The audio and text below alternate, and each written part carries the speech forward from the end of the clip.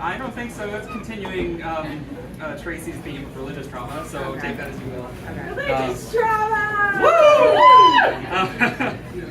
Hi everybody, this is an older poem of mine. Yeah. Thank you. This is called Knowing What It Is to Burn. I was raised Protestant. In fact, my dad, for most of my life, was a pastor. And I'm very much not in that church anymore. In fact, the church that church became over the last several years recently went up in a puff of smoke due to allegations of abuse against the upper echelon. And I've been having lots of feelings about that. It's weird seeing the place where you were raised kind of explode. Anyway, this is Knowing What It Is to Burn.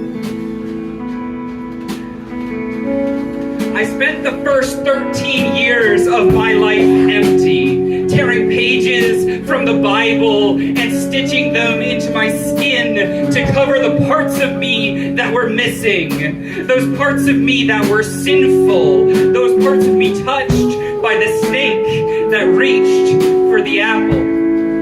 God gave me the bandage in the words of His word, and He also gave me the blade capable of cutting them. There are few sins I know better than bloodshed.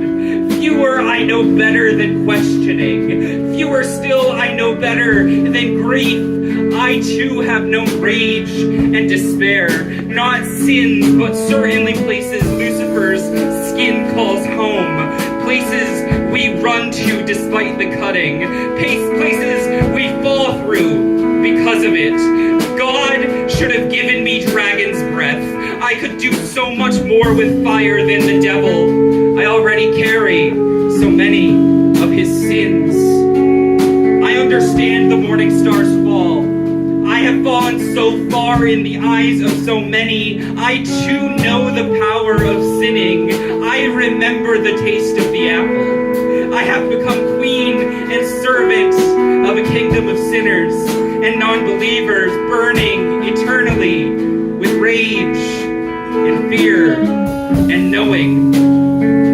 Some days I wonder if the Lightbringer's fall was not a betrayal, but instead his punishment for being appalled by God's great work. How unfair it was to burden these tiny things with the weight and the fate of living. I think Lucifer saw what God could not, a future where an absent creator allowed his creations to destroy each other in bigotry and in mushroom clouds, in suffering and in ignorance. Of course, Lucifer, most beautiful of all angels, knew what it was to burn before he fell. Lightbringer, between your kingdom of freedom and the prison of our Creator, I know which one I will choose. A pastor once told me, God would want you to love yourself. I think it's more like he wanted me to forget that Lucifer was the hero of his story. The pastor, he said, go home. Look in a mirror. Write in marker in the space around your reflection. On the right, all of the things of you that God loves. On the left, all of the things of you that you hate. These are the ways that Satan works in you. Guess which side stayed blank? Thank you.